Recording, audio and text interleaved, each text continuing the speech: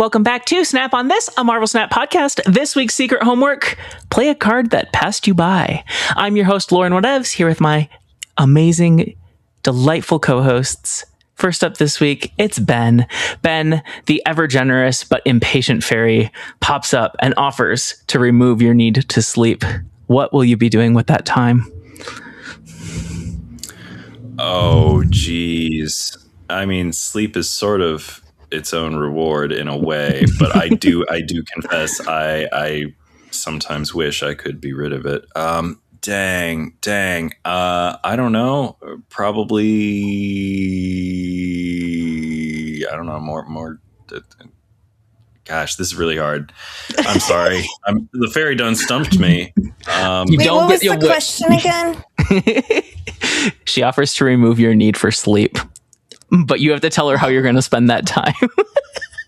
Reading. That's a very good answer. Okay. I've got like a backlog of books that I really need to catch up on. All right. Wish granted. Ree, our other co-host, Fairy asks you the very same question. She offers you don't need to sleep anymore, but you've got to commit. What are you going to do with that extra time? Also reading, to be honest. I finally caught up on book club stuff, which was like, I'm glad I read it, but like I'm mad at the ending. Anyway, so I got to once again read something I want. I started reading the Apothecary Diaries, light novels, apparently, because they were like the old times. They had like serials, like in magazines of stories, and then the success. It's like Charles Dickens. I'm like, this still exists. Nobody values writing where I live. You know what I mean? So like, I thought that was really like cool, and I found that, and cool. I'm like, it's like it's a detective, and she's like it's just like, and in the past, and the most annoying part is like this kind of like love story setup. It's like, okay, whatever, but like there's so much to love about it. Am I correct in thinking that I've seen an Apothecary Diaries on Netflix? Is that okay? Yes, I was thinking that too. An anime, and I got the light novel because I started watching the anime, and I love it, and it's really cool. But I haven't finished watching it because I'm like, I want to pay full attention, and I've just been less choosing to watch TV. I know how that goes. I'm like 2 episodes into Delicious in Dungeon because like I want to pay all the attention, but it's hard sometimes. And I've had like the movie challenge and like other stuff, so it kind of fell on the background. So I'm not all the way up on the anime, but I clearly love it. Also, I love the light novel, and I would like to spend all night reading that, like the good old day. Like when I was a kid, I would hide, with the flashlights reading. Absolutely, probably now kids do it with electronics, but yeah, I would always stay up late reading, and it was like your way to disobey, because they were just like, oh look, our kid's reading, like that's great, and it's just like, this is all the shit I would, if this was in a movie, they would know not to let me have this. You're just like, I can get away with everything in books because like, okay. Anyway, I'm sorry. Too long. I know people who are like that, and their parents were like, "You're reading too much. You have to go do things that aren't books." Oh. Yeah. Fairy turns to me and I say, "This is a flawed premise," and she doesn't give a shit. And so I'm gonna spend that time drawing. Okay, that's a skill I would really like to develop further, but I don't put the time in, and so it ends up just always being fun doodles, which I do enjoy doing, but I would like to actively get better. Anyway, we're going to talk about this week's new cards. First up, Askani'son, who is available in Diner. He's a 2/3 with the text, activate, create a 1-cost card at another location. That cost goes up by 1 each time you're winning here at the start of the turn. Did you get him? We'll go in episode order. Ree. I did. Yeah, I guess maybe first this episode. We swapped it up. I know, that's why I didn't hear the question, because I was like, wait. Off. is it not my turn? Which led into a series of thoughts about like my turn, kind of like video game references. And then I realized I'd missed the question. I just forgot what an odd number is. Yeah. No, but like it was fine. I was just like, maybe we're just different now. They're pretty complicated. It can be tricky to suss out which one's which. Right. Thank you for your understanding. Okay. Wait, but am I going first? What's happening? Yeah. Yeah. Seize control. Yeah. Okay. Are we talking? So we'll talk. Like let's have a little talk about Deadpool's diner later. So I'll just focus on the card. Yeah. Yeah, after we talk about the new card. So I'll just talk about the actual card right now. I have seen him. I did get him, but I haven't been like excited yet to try anything with him. I've seen him a lot though. Like people are trying stuff. Yeah. Card people like. Yeah, and you know what I was trying to remember? I'm like, what have I been seeing him in? I think I saw him in a techno-organic virus stack. What, like Doom 2099 maybe? It's like, I know I've seen him everywhere, but like the decks he's been in have not been sticking in my mind. It's just like, did I beat him though? You know? Okay. How about you guys? Oh, Ben? I got him. I played enough Diner to do that. And I have seen him around. I've had some difficulty gauging whether the card is like effective or not, because a lot of the games where I was seeing Askani'son were games when I was testing Archangel stuff. And I sure was losing a lot of those games for non-Askani'son related reasons.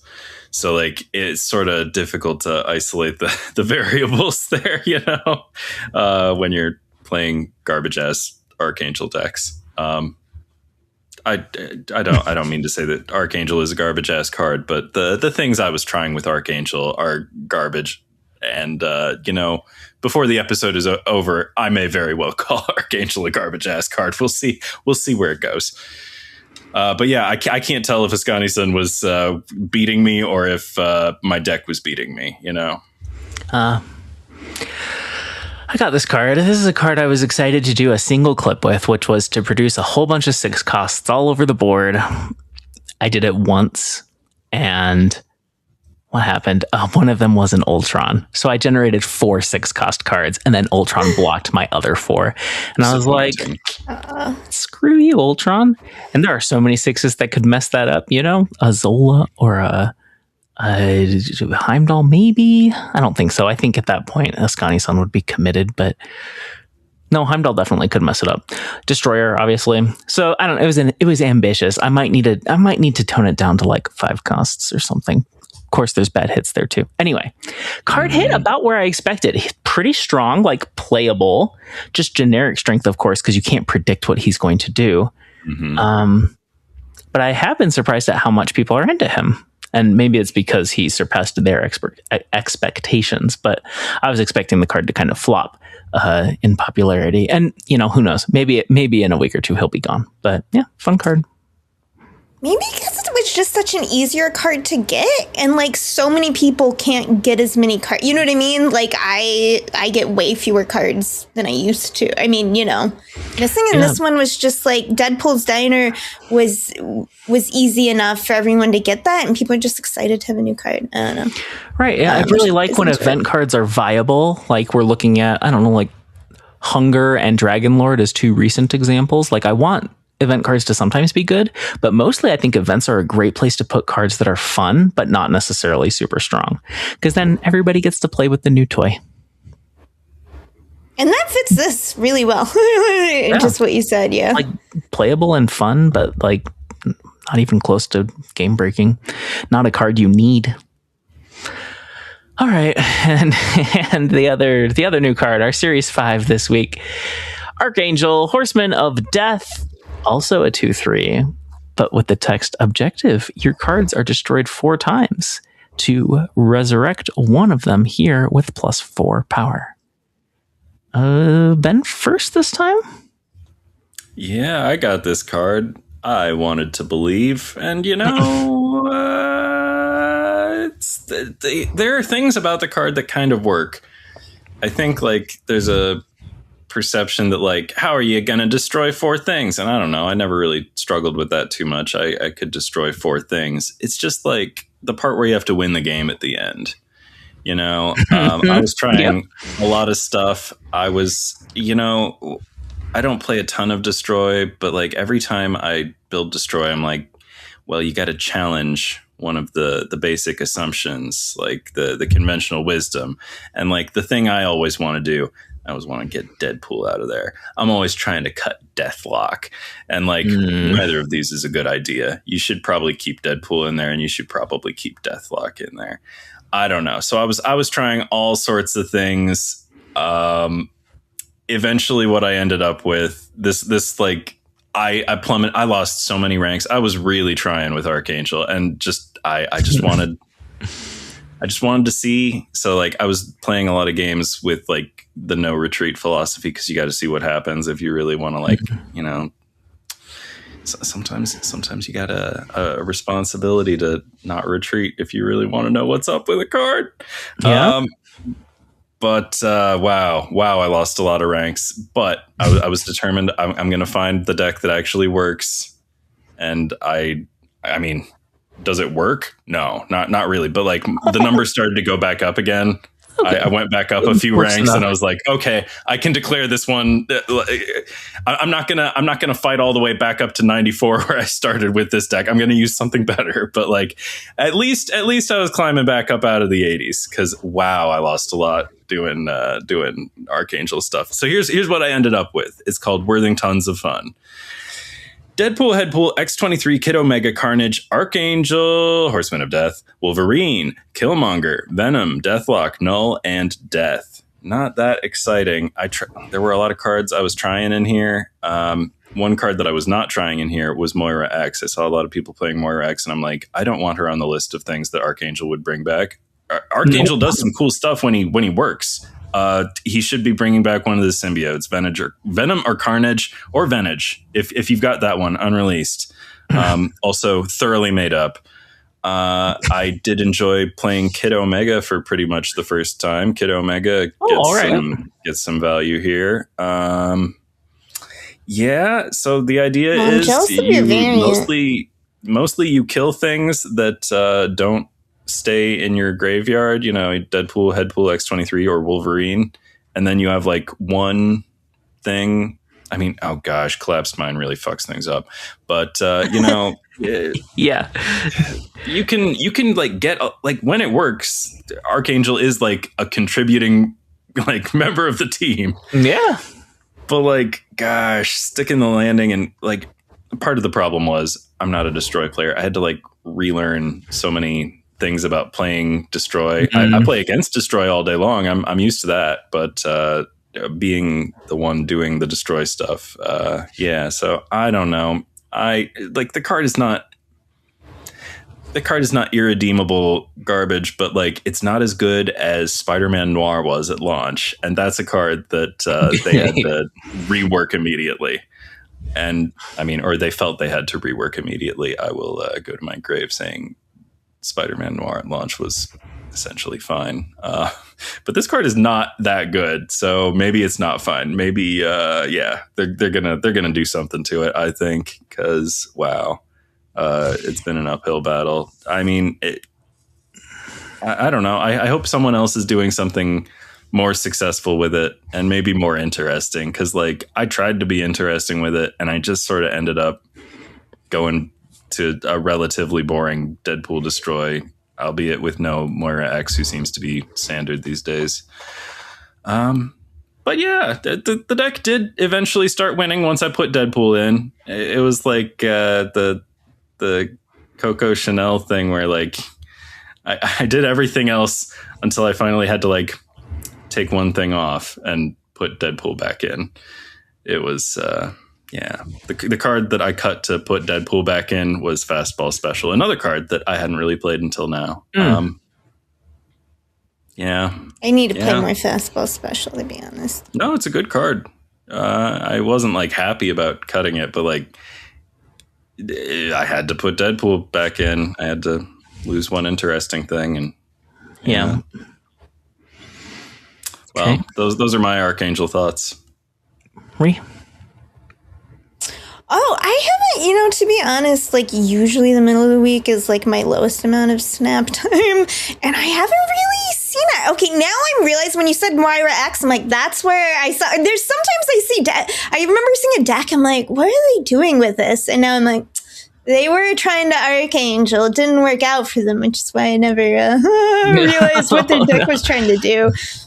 But like, yeah, I mean, that's kind of, your experience is kind of what I thought. It gets tricky because, it does not destroy or want to be destroyed. I didn't know where it would fit in my kind of destroy. I always have at least one destroy deck put together because some days you just feel like it, and then, and it's like it wouldn't go there. I didn't have a cute idea for some kind of Phoenix Force, not necessarily with Phoenix Force the card, but that vein of deck, a revival. Yeah.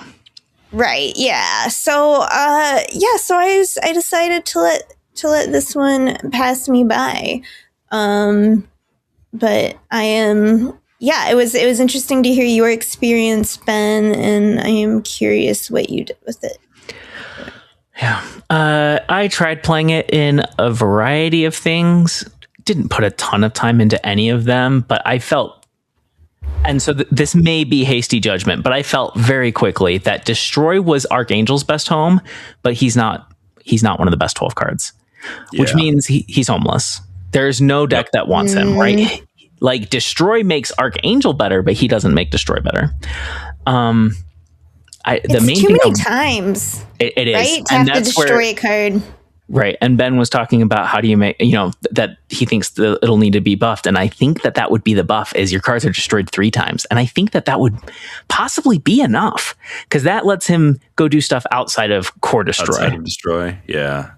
I think you're right. Yeah. And it might be 2, but 2 might be too easy.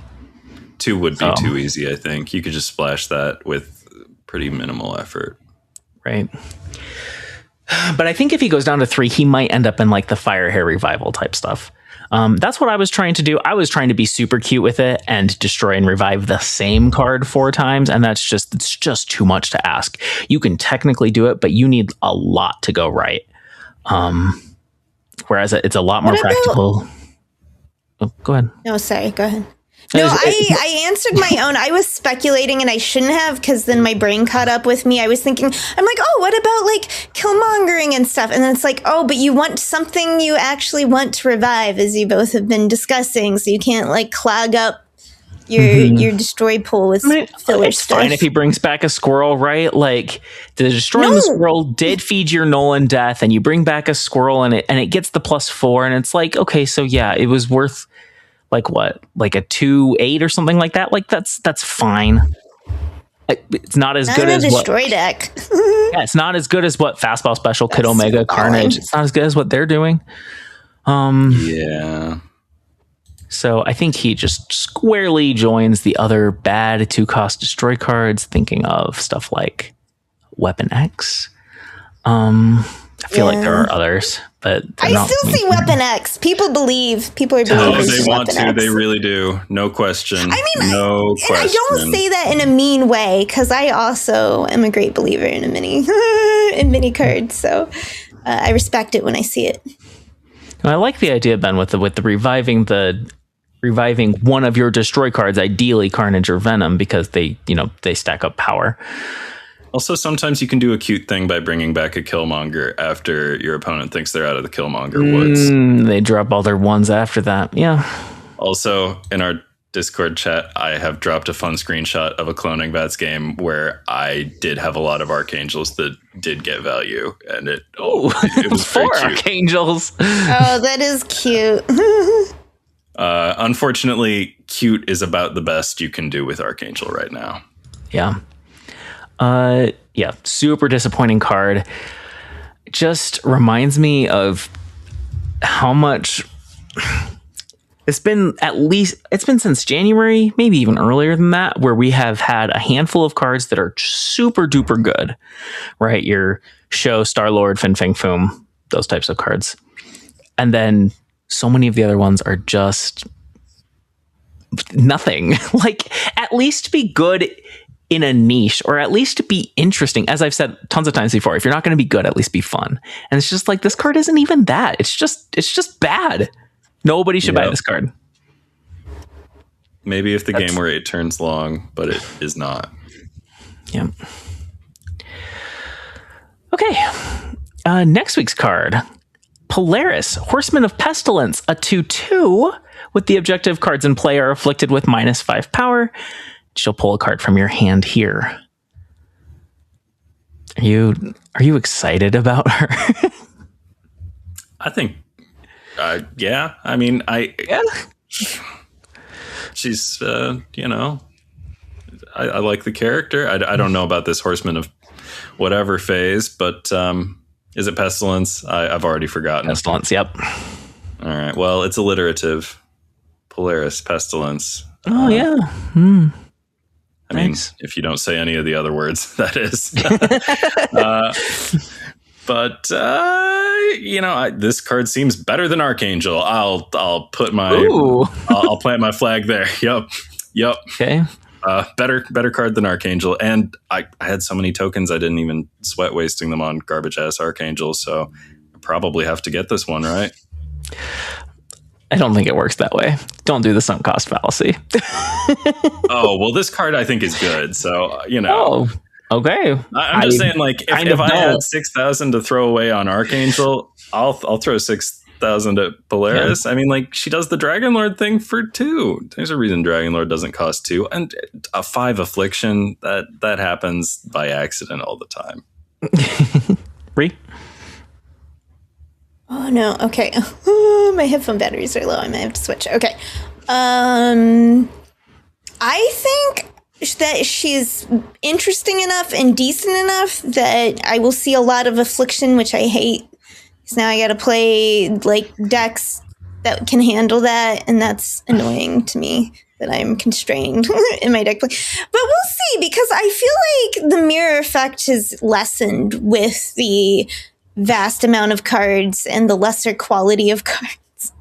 People aren't getting them as much. True. So, but I do think this is one that people will want. I don't know, and it'll be impulse for me whether I get it, because I'm token flesh again. So sometime they'll be spent. I agree that she's better than Archangel. She's probably just barely on the good side of the good bad divide. I don't think she's going to be super duper good, but I think she's definitely like playable, good on rate. I don't think she looks fun. But it's fine. I'm fine if not every card is for me, but some of them should be interesting. And this is one of the snap sloppiest cards we've seen to date. Okay. Let's talk about Diner for a little bit, because it ran for the first time since, like, I think September was the last time it ran. Came back. It was very generous again, not quite as generous as September, but still remains the most generous event for people who are active players who are going to get to Hellburger and able to play there a lot to build up the nachos. What was your experience in Diner? How far did you go beyond Askani'son? Either one of you. I went all the way. I got to the Wolverine. Yeah, and I wasn't even committed. Like, I was gonna get the card. I knew that, and I have plenty of Wolverine variants. It's a decent one, but I was just kind of like, oh, if it's a hassle. But it was easy enough, and like I said, and they did it in a good way. Like, I could have played less and still feel like I made out like a bandit, with what they offered. I ended up having enough to get a lot of borders because, I got up to Hellburger, and then it was just like, and then to me, I've actually played this the whole way. The whole time that I played, I just, as often as I could remember to snap 3 times, I would snap 3. I was just all in every single time, every game. And worked out well enough for me. But, like, I think there's so much they fixed about what everyone hated about the mode and, like, trying to grind it and get, like, the cards and stuff, and how stressful it felt, and, like, how it felt like you were, the exponential curve. And they really did so much better with that. But what they killed was any like feeling of meaning behind these 3 snaps. Like, oh yeah, it's just right because it really doesn't feel different than wanting to snap none to 3 times. You know what I mean? Like it feels like 3. A regular game. You either think you're going to win or you don't. Go ahead. Yeah, my number one quality of life wish for Deadpool's Diner is just give me a button that will auto snap for the next 3 turns, because I can't be trusted to fucking hit the thing 3 times. You can't remember. It's such a pain in the ass. Forgetting. And like the snaps don't matter. Like it's not an interesting one location mechanic where you can't play here unless you snapped last turn. Just get rid of that location and give me a 3 snaps button. Yep. Largely on the same page. Oh, go ahead. Sorry, go ahead with your thoughts. I was just going to say largely on the same page with snaps, where I have a lot of design thoughts about Deadpool's Diner. There's a lot that I really like about it, but the snaps I think are so bad. I think the incentives are so out of whack, right? You get to the point where early on you should be like snapping either 0 or 3 times so that you can climb your way up to Hellburger and have like a decent sized bankroll. But once you're there, you should just be snapping 3 times every time. And that means snapping on turn 1, 2, and 3 in case your opponent retreats on you. Like, what's the point of snapping if the thing to do is to always snap? Like, why are they paying me game credits to snap? They should be incentivizing me to snap when it's the right choice, not to always snap. It's like it removes it as a game mechanic. Yep, this is why Sanctum Showdown is still the best limited time game mode, because it's the only one with snapping in it, really. Yeah, and it's got so many snaps. Sense for the first iteration, right? Because they wanted this feeling of high stakes. But the problem when they made it actual high stakes, it became impossible to grind because it's too high stakes, you know? And so, but I think they were forced to keep it because the locations are built around like those snaps, right? Like the little special Deadpool locations. I think they could change that pretty easily, though. Could they do it easily? They seem to struggle with a lot of minor things in the game, to be honest. Are you still seeing red dots everywhere?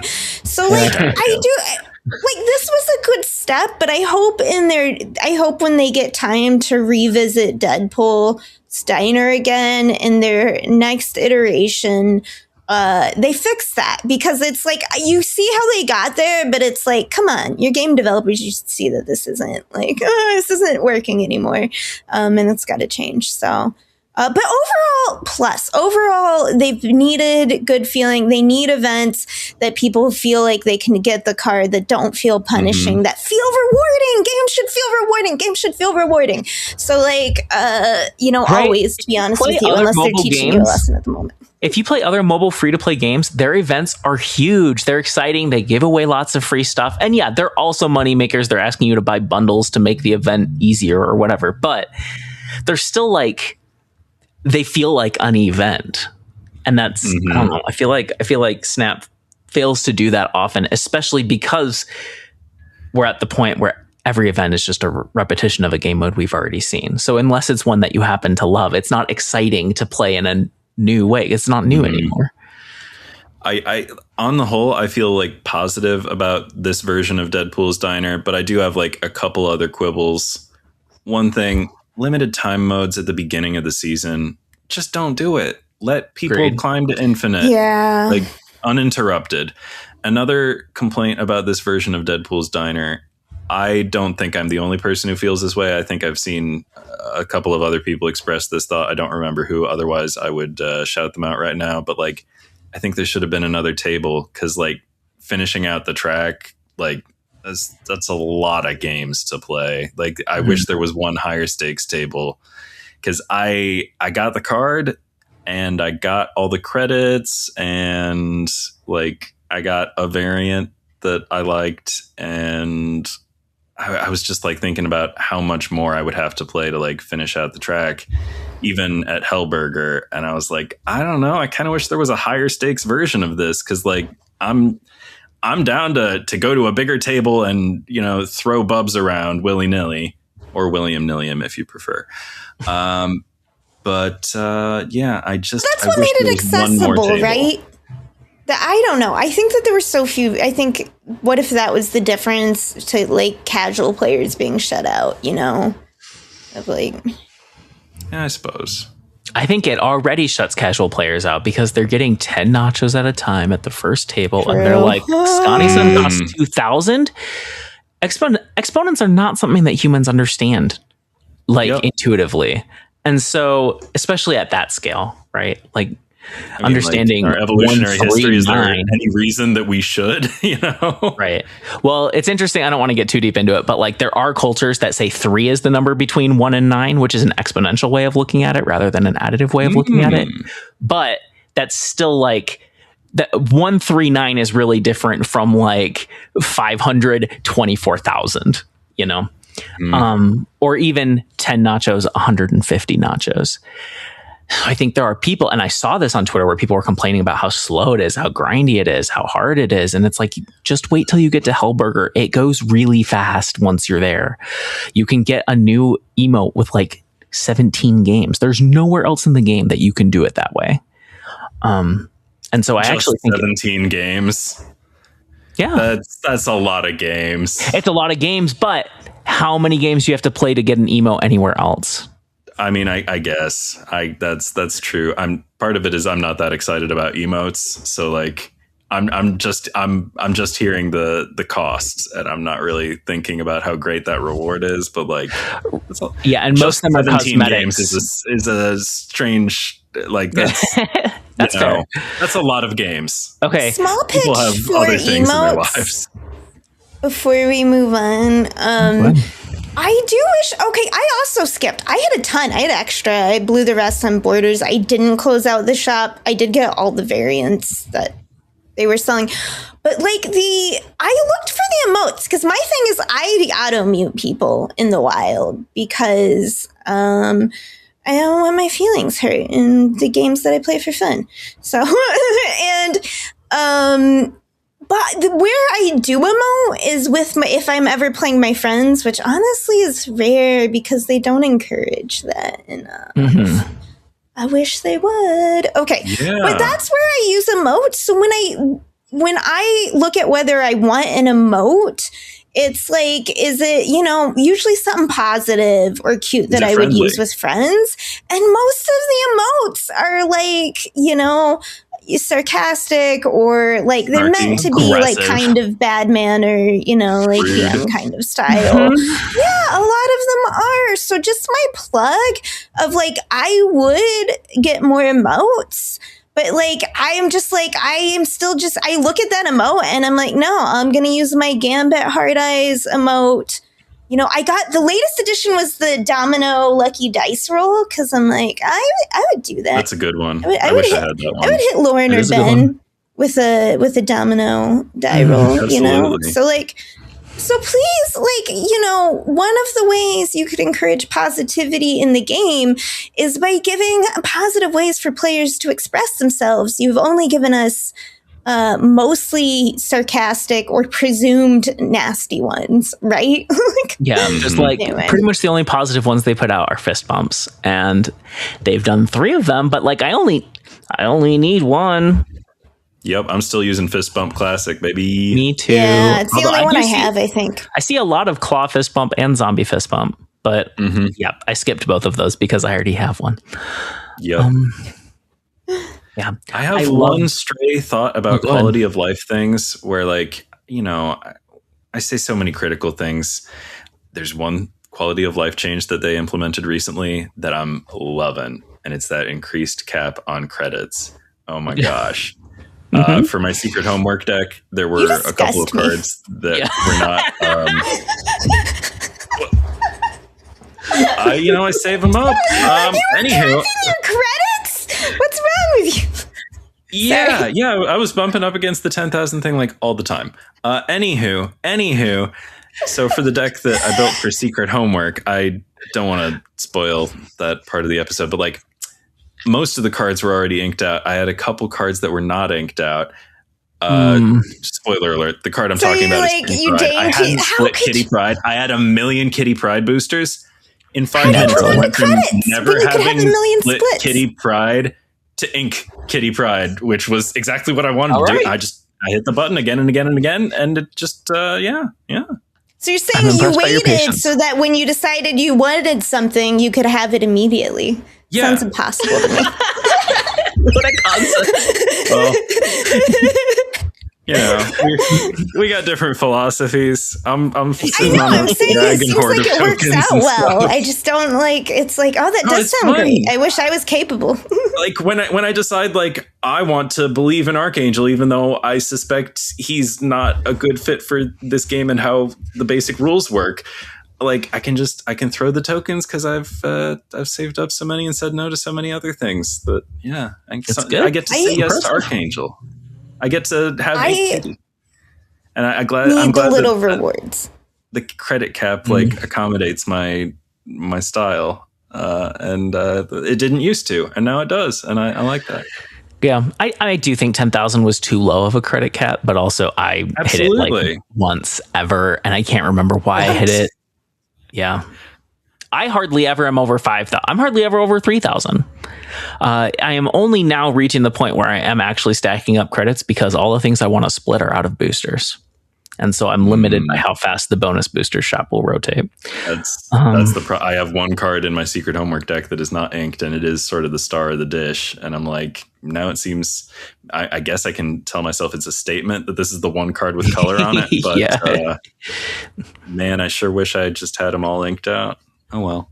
Someday this card will be inked out because I will play it that much. Yeah.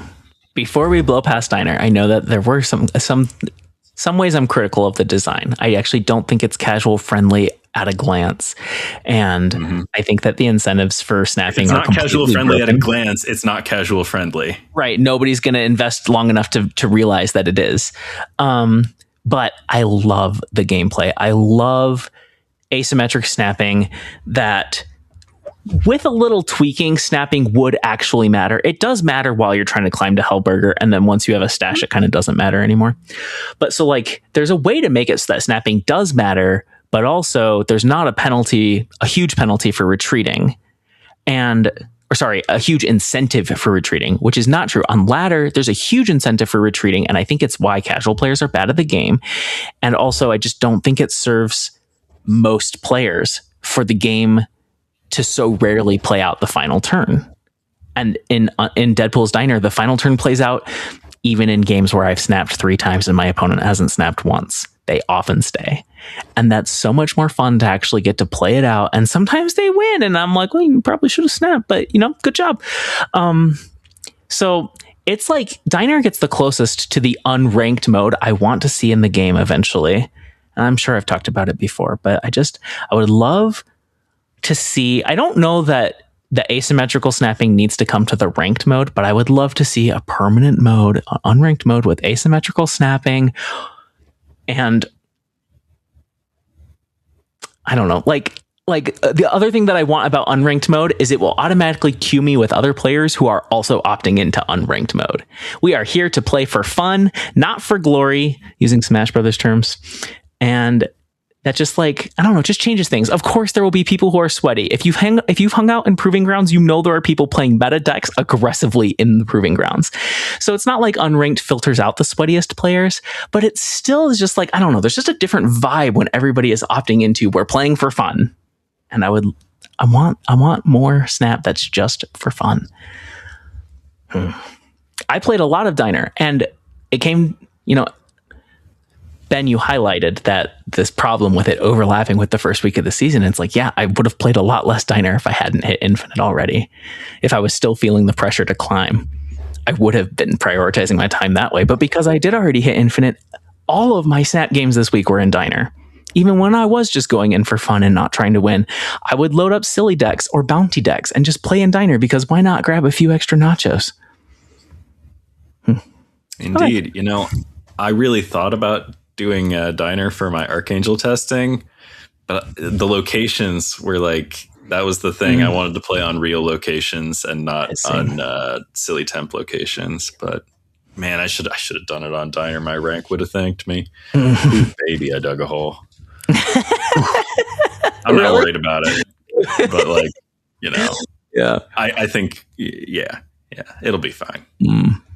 I kind of don't give myself permission to have fun in Snap until I hit infinite. And that's why it's just it's the worst part of every season is getting there. I would love cooking on the climb. Makes it exciting and interesting, you know? I don't know. Maybe I can make myself think that way at some point, but mostly I just want to get there so that I can relax and be silly. I have more difficulty cooking post infinite than pre infinite, because then there's, you feel like the stakes aren't the there. snap points are different from the rank, and even though when you cook on the climb and maybe tank your pre-infinite rank, that will affect your snap points, but it doesn't feel as real or whatever. I don't know. It's just goofy human perception stuff. Right. Well, and people who do care about snap points, they're always cooking on the climb. Well, I mean, I guess some of them probably go to Conquest, but I bet most of them just cook in ranked and deal with 100 points of SP loss if that's what it takes to experiment with something. I would like to see more game modes that are not limited to 8 tickets, or whatever, tickets that aren't limited by tickets. I would like to see more of that. That's something that's fun about Diner also. We're going to talk about this week's OTA. First up, 2 cards that came out this week are already last week are already being buffed. First up, Wolverine, Horseman of War. The objective now gives +4 power in each lane. Potentially, this is a +3 power buff if you hit all 3 lanes. Is it enough? 4/3 +4 in each lane. Ben. I mean, it might. I mean, it's kind of telling of how bad it's the thing that I've been harping on since we read the card. It's just a bad shape, bad mechanism. It's really telling that they have to make it a 4/15 to get people to. I mean, if this even will get people to I don't think it solves what's bad about this card. I mean, but raw numbers do win games and earn deck slots and stuff. But geez, that just tells you what a bad thing it is to give 3 things already on the board. The way it works is bad. Is still the problem. Yeah, going wide is just not as strong as going tall, right? Also, going specific. Also, going in hand. These are good things to go. Yeah, that's what I was gonna say. It's the problem of, as someone who loves buff decks and looked at this, and by the way, I hereby declare we should only call him Wolverine, as someone in your comments called it. That is so good. It's a very good name. But because I looked, but then I realized it's the same as why you don't see Ironheart so much anymore. You don't see all these other cards. You see Gwenpool. You're buffing cards in your hand, cards in your deck, because it's just gotten. It used to be king to buff what's already on the board, what you already have in play. But now it's just stronger to set up combos. In your hand, it's just. All the other stuff it's more protected when you put it on later. It's just, there's so many reasons why. It's just not how we buff our cards anymore. So Wolverine's kind of grandpa Wolverine coming in, and it's no, we're gonna get an old man Logan at some point. We'll have a grandpa sure. Wolverine.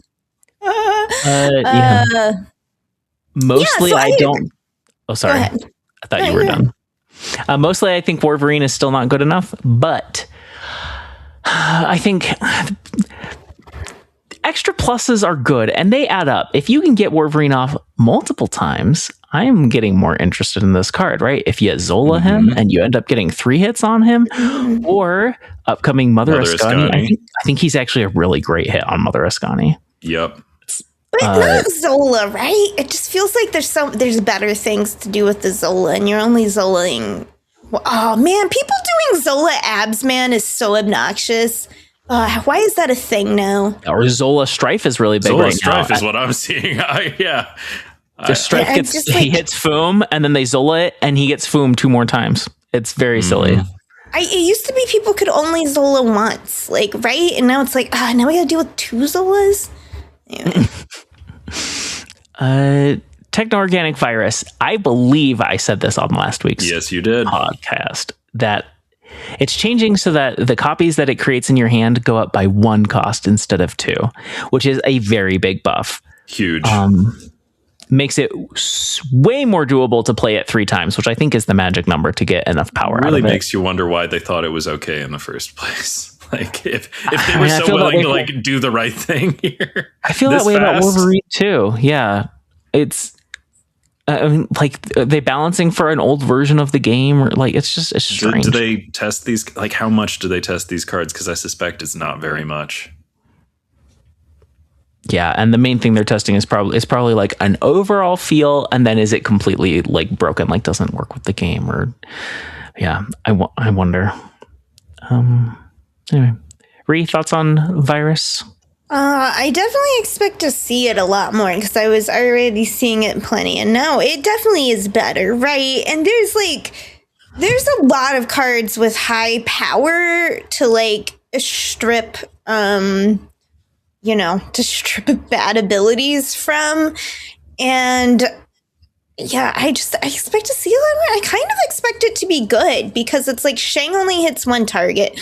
You can get a lot of high value. Look how many 1/5s, there's Martyr. There's all these ways you can get power that's not like Shangable or Shadow Kingable. And Enchantressing 1 lane isn't going to maybe shut down the whole thing. Or even if they do, you could re-techno virus those cards. So, I wanted this card, and I don't have it, but I would be playing it. I would be playing it a lot if I had it. I think this is good. I think this change makes it quite a bit better. Yeah. I think you'll still be able to do cute things with Mobius and Black Swan, which is letting you play extra viruses by making them cheaper. But I think like the huge thing with this is you don't need to, like, investing that extra energy into Black Swan or Mobius. You might as well just be playing an extra virus. Like you get 3 of them for 6 total cost. That's dramatically less than before. Like a 1, 2, and 3 is so much easier to play than a 1, 3, 5. So yeah. I'm still not sure this is enough, but like I'm happy for the people who are excited about this card. Because they are numerous. I know this is a card people want to be playing. Is the power output enough? I'm not sure it goes high enough to compete with, Strife Fooms and such. Yeah. But it's less messable with, right? Which is like an advantage. Yeah. I mean, you just get to make it stronger. Like playing 1 more like really adds a lot of power. I'm excited to see what happens with this card. Yeah, I think this is perhaps the most meaningful change in this set. Moondragon and Chamber, both common in the Doom 2099 deck, which was listed in the OTA notes as one of the strongest across the game right now. Moondragon and Chamber both going 2/2 to 2/1. Makes sense to me. I see a lot of Doom 2099, and they're the 2 costs that live in that deck. And also, kind of the only deck that plays them. Chamber also is seen in ramp decks, but Chamber gets huge in ramp decks too. So I'm still so amazed that like Moondragon is hanging in there in that deck. I mean, like, I guess I understand why they're taking power away, because when you do get it down on 2, it does get big and stuff. But like, wow, when you don't get it down on 2, I'm shocked that this. Yeah, if you told me that they were gonna nerf Moondragon when we looked at it, I'd be like, no way. I'm kind of with you on that one. Actually, I'm surprised, much more surprised about her than Chamber. But maybe it's not that Moondragon is the problem, but that's where they want to hit the Doom 2099 deck. Yeah, I think that's it. Just weird. Any other thoughts, you two? No, I agree. I think they could be nerfed. I was just considering, I'm like, oh, that's sad. If you're right, I don't know. I feel like you've seen Chamber kind of in several different, at least high power, combo-y decks. But, I'd hate to see Chamber again. Moondragon. I wouldn't shed a tear. Yeah. And then I was like considering if I could play her in Wiccan, but it's like, in this world, can we really? It used to be fine. You'd like in your Wiccan deck, you'd be like, okay, no domino, but we have like Kate Bishop and enough twos and like to play around with also the 3. But like, I don't know, at this point now, it's like you don't want to, it's like you have so few deck slots that you, like, for me, it's just hard. It's like, yeah, we have the 1 and the 2, and then we're all 3s and up, baby. You know, we pack it. Like, I love packing it with, like, trying to make sure I have tech to take down every style. Almost every style major deck that's out, you know, and then play a Galactus First Steps or, you know, whatever to like finish it out. And some sailors to get power. Yeah, if you've got both Domino and Quicksilver, it saves room for you to have a higher curve overall. Right? So, so it's just like, I feel sad then because it's like, I don't know. I really wanted to like and play Moondragon, but if she is confined to one deck. She's got the 1 home. Yeah. That's sad. I don't have her yet, so. I mean, it's like Ben said though. You've really got to get her down on 2, and even then, you get her down on 2, but then you don't have a 3 to play on 3 or a 5 to play on 5. Like sometimes she just doesn't hit. Sometimes she gets huge, but it's only when things align perfectly. Although, arguably, it's a snap condition when you do see that your hand is aligning to the curve. I suppose so. That does matter. Then we have 4 old cards, all getting 1 power buffs. Khazar 4/5 to 4/6. Odin 6/9 to 6/10. Bucky 2/1 to 2/2. Black Bolt 5/7 to 5/8. Yeah, Bucky doesn't affect much except maybe Venom. I get like it affects. I mean, like every point of power that you feed into the destroy like Thresher, you know, I guess it matters for, you know, nulls get bigger, Venoms get bigger, but like really. I feel like they specifically mentioned with Bucky about Morgan Le Fay style decks. Yes, they do. I don't know. I'm a big Morgan Le Fay fan, but I've never felt compelled to put Bucky in her deck. But whatever. Maybe there's something there that I'm not fully appreciating. I do like the Black Bolt. I have tried. I mean, I have been playing Odin recently, and it's just like I'm glad for the power because he feels less, you know what I mean? You're playing because you are putting him in, and there's ways to duplicate power now. So you're that's not true. You're pretty much only playing Wong, right? Odin anymore, right? If you're playing Wong to get that like major effect between the two, right? That's the only time I play Odin anymore, unless I'm playing Hammers and I want to be cute and do like, you know. Yeah, but even then, Hammers often runs Wong, like. Yeah, exactly. So it's just like he's kind of trapped with Wong, and that's sad. I don't know if this gives him enough power to be more viable outside of like the interaction with Wong that you're looking for with this Odin. I wanted to say I've been wanting to play Black Bolt. When I get annoyed at the meta, I just want to like Moon Knight and Black Bolt. I just want to like make people get, ruin their plans. And I miss playing my old friend Silver Samurai. Yeah, I still play a lot. Actually, I still play a lot of Moon Knight and Silver. They're in my like discard deck. I play. Probably the genre I like dip into most from like whatever main thing I'm going.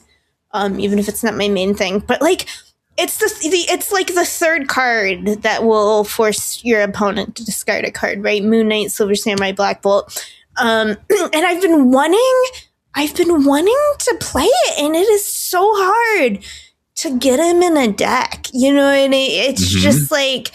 And to be meaningful, because there's so many times like his ability means nothing. You're just discarding like a Mind Stone late in the game. Something they didn't, like a little card that they probably had too much in their hand to play anyway. And it just, unless you're doubling it up or whatever, it's not meaningful enough. So do you think they could take him down to 4? Yeah. Here's the problem, though. I believe they mentioned in the notes, he gets even a little bit good, and I hate when everyone else is playing Moon. True. And right, and everyone else will too. People don't like it. People hate it, and I also is an unfun card to have as a a presence, like a serious presence. There have been times when Black Bolt was around and he was annoying. I recall. Right? Their story is so interesting, Black Bolt and Stature, where they were cards when they were both out in their current, in their original states, and people hadn't discovered them yet. And then I want to say it was some tournament or something, but yeah, some player made Black Bolt Stature popular, and all of a sudden it was like all the top decks were running Black Bolt Stature, and they both had to get nerfed. And their story is interesting, but they're being rebuffed because they don't keep up with the current meta. No, they do not. Speaking of not keeping up with the current meta, it's so weird that I'm not blown away by 6'10 Odin, because on paper 6'10 Odin should be nuts, right? In so many eras of the game, 6'10 Odin would be unthinkable. But But think about it now, when you're buffing. But now it's nothing. But Ben, think about it, because before it's you're repeating your Ironheart, you're doing that. But now the cards you're putting out are America Chavez. There's stuff that you're setting up for later, and you don't want to copy those cards now unless you've set up a little combo monstrosity somewhere. I think it's got to be that the cards that can attack multiple lanes haven't kept up, right? Because Odin is investing heavily in a lane you have already invested into. And so you need things like Ironheart and White Tiger that can attack multiple lanes when you're doing the Odin, the opportunity cost of what you're not playing. Do you remember when a plan was to get one extra energy so you could play Dr. Doom on 5 and Odin on 6? Yeah. Does that sound familiar? Yeah. Yeah. Wild. Isn't that quaint? Yeah. Right. Now if you get Doom off 4 times, you fill a lane with Doombots, it's still probably not going to be enough. You're losing. Yeah. Can't win with 20 power. No. Power creep. Bless your heart. I do see a decent amount of White Tiger since they took the Tiger Spirit up to 10. Mm-hmm. Yeah. I agree. Yeah. Very polymorphable, that White Tiger. Right. Yeah. That's what I was thinking. Polymorph or Blink. There's things that you can do because the Tiger Spirit is weak. Okay. Yeah, the others, whatever. Kizar is fine. Yeah, exactly. Sure. Maybe I spoke too soon when I said that Techno-Organic Virus was the biggest change to the OTA, because another thing is cards that used to reference 1, 2, and 3 cost cards now reference 3 cost or less, meaning that they include 0 cost cards. Cards that used to reference 4, 5, and 6 cost cards now reference 4 cost or higher, which is... And that part I love. Yeah. Which is huge. 4 cost or more. Yeah, great for Goose to be stopping Fin Fang Foom. Is very silly that it doesn't. Fin Fang Foom does not deserve to get exceptions and sneak into places it shouldn't. That's nonsense. But the inability to play 0 costs on Crimson Cosmos is infuriating to me. God damn it. If I reduced a card to 0, it should be able to sneak into Crimson Cosmos. That's just a thing I feel deep down in my heart and my soul. And I will hear... Yeah, I don't know. Maybe I could be convinced otherwise, but I don't think so. That's a deep How about this? Yeah. What if they made Crimson Cosmos less common? It is literally in the most common tier of locations right now. Yeah, that's what I think. I think it should exist, but I agree. I don't think it should be a common location. Here's the thing, Lauren, I know for a fact you think Crimson Cosmos is the worst location. You despise Crimson Cosmos. The worst location in the game. Correct. A surfer main who needs to find tricky ways, and I need to play to my outs with Crimson Cosmos and figure out how I'm going to get in there with a deck that's predominantly 3 cost. I think it's a great skill testing location that's really interesting, and I'm glad it's so common. I think it's a great location until now. You think it's good? It's so common. Yeah, I think you know what should be more common? White Hot Room. That's another skill tester I'd love to see more of. See, personally, Also, like, I would take Crimson Cosmos. I would make Crimson Cosmos 2 rarer. I would take it to rare. But even if it were just uncommon, I would be happy. Like, they have Big House and Crimson Cosmos both common. Like, they're equally influential effects, and they just aren't. They aren't. Right? It's true. Crimson Cosmos is much more restricting than Big House is. And not just because I play small card decks predominantly. Ooh, but with these common locations, do you know what one combination that I like to see? Because it's like an interesting thing to play with. I love it when there's Crimson Cosmos and the Raft. Because like then I'm thinking like you race for the 0. I gotta play that Brood on the Raft. Make sure I get my 0 cost 6 cost so that I can get into Crimson Cosmos. I love games like that where I'm like weighing the options and like, am I screwing myself in the future if I overcommit so early? But like, oh man, it's just interesting. Most satisfying use of Silver Samurai is when you let them get that on the turn that you drop this. They get a turn 4 and you're like, I gotcha. Okay. On the inverse, when you finish the Raft with Blade, which I've done a few times. Absolutely. Yep. Dang it! Or Colleen Wing. Colleen Wing is where I made that you do mistake. It just so you can deprive your opponent of a 0 cost 6 it's cost. One thing if you planned ahead, but it's another thing entirely if you're just like, oops. God, I think I'm with you. Good. So interesting. Like, Big House you can sneak into with a single discount, right? Like you're playing your Zabu or your Sarah or whatever, and now your 5s can get into the Big House. And it is kind of interesting. It was kind of interesting that Crimson Cosmos could let 0s in. There's a bunch of ways to get 0s nowadays. It's not super common, but like it's a thing. But the other thing's hitting 0s. Man-Thing, I don't know. I feel neutral about Man-Thing hitting 0s. I like that Moonstone can hit 0s, although Sam's Shield is the only 0 ongoing I can think of right now. Yeah. But maybe you're playing 0s in Virus now. Maybe. That's a good point. Now that Moonstone can copy them. Yeah, that would never have occurred to me, but that is interesting. Do you think U.S. Agent is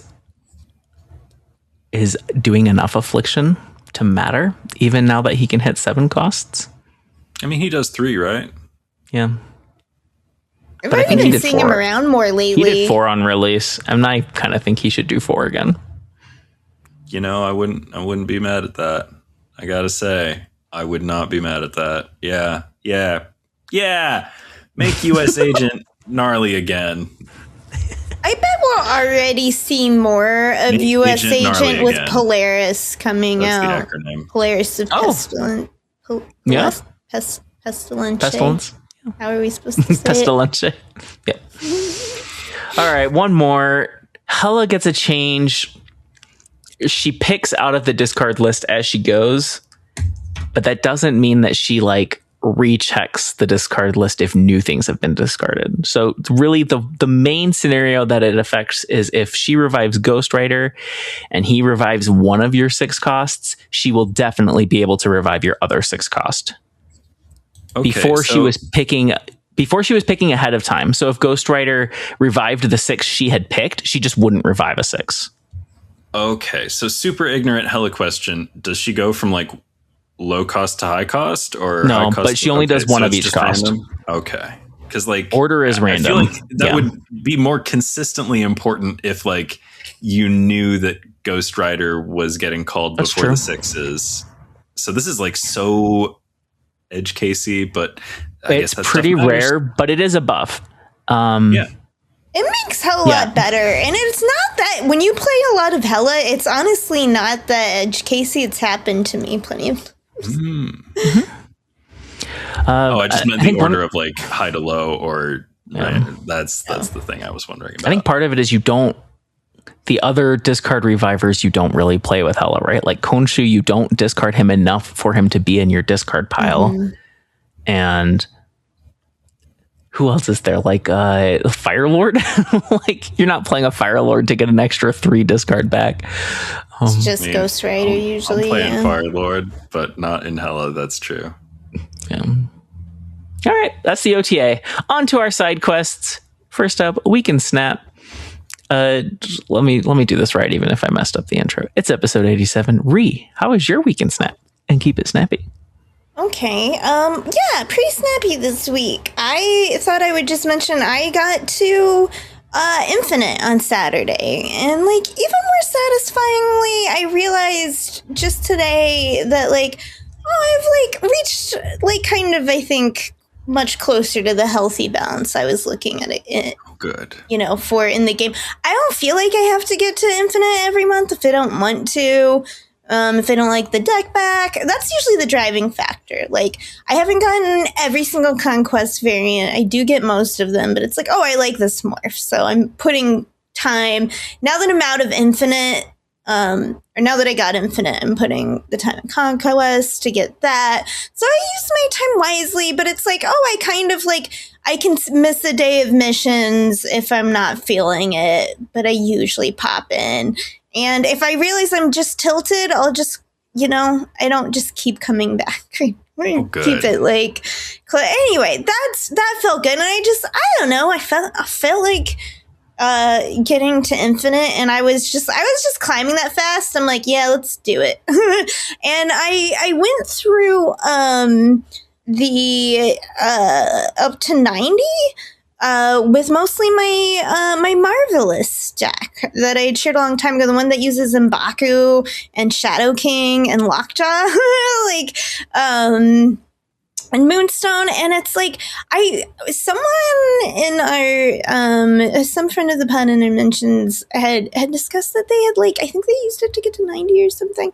They talked about it, and I was like, so I don't know, I was so touched that they play. I was so glad that they mentioned to me that they were still playing it, and I busted out because I still loved it, and kept it together and like occasionally played it, but like, I went and played it until like I was running into too many end of turn decks where Shadow King doesn't like do what you need him to do. Even if you have all the rest of the setup. Yeah. And it's like things have to be going really well for me to beat out like an end of turn that's hit its sauce. And I was running into a lot of that. So that's when I ended up switching.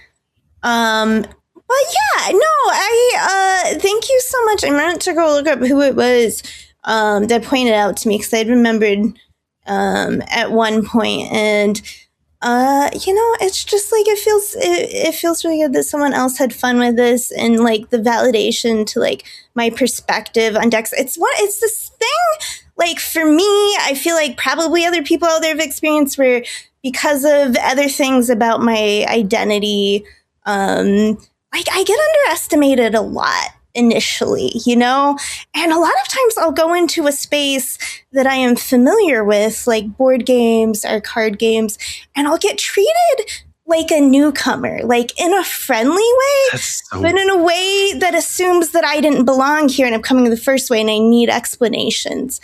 And so you're like an expert. You invented board games. I invented board games. Well, like, but it's like, yeah, but like, this is where it's like gratifying too, because like I have one friend, super great guy, but we've been friends long enough. He's seen it. He's actually like, I've never like met. I don't think I've mentioned it to him, but he like had started picking up just around me so many times that once someone was like, oh, and here's like, like some basic stuff, and he's like, no, she's great. She plays board games all the time. You don't need to like, treat her like she's new, but like, I am used to that. I'm used to going into a new place and having to build respect for myself. And I just don't, even coming into this podcast, a lot of times I share like half-cooked decks because I'm not like a full-time Snap player. I don't have time to fully launch everything, but sometimes I come across a deck like my Marvelous deck or a couple other decks I've had in the past that it's just like, I really feel like this is fun and wins and like, is really like I'm bringing something, and it's just really gratifying to me that someone else like got joy and was able to climb with it, and it's validating to me and my perspective in a way that is like more so maybe it would be for other people. So thank you. And then once I had to switch decks, I climbed the rest of the way with Arsham. Yes, I'm an Arsham enjoyer. I love randomness. Like I can There's nothing share wrong the with deck. that.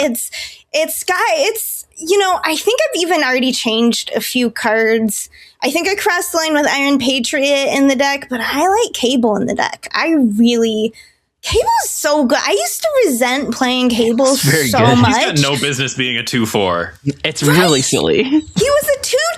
I didn't have a good variant of him. I wanted to play Mirage. You know what I mean? I just did everything I could. And eventually got like a decent variant I liked of Cable.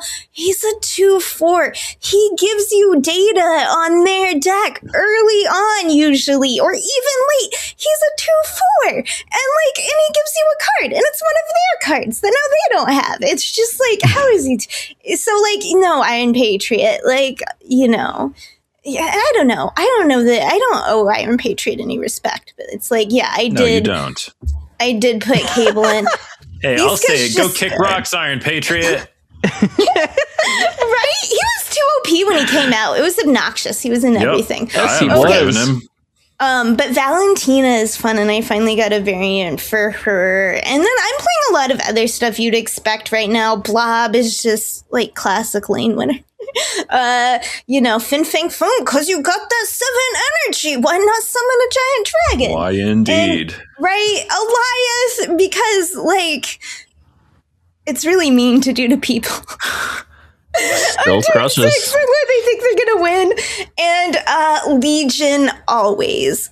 Legion is just Legion is my favorite way to surprise change locations. I don't know. There's just something about it that's just like ultra satisfying. That's a lot of impact for a 5 energy investment, especially since you've got one spare, being RSM and all that. Like Legion hits hard. Right? Yeah, such a cool card. So Mockingbird, obviously, I wasn't even gonna go through all the cards, but I've almost done all of them, so I might as well just Finish Quinjet, him.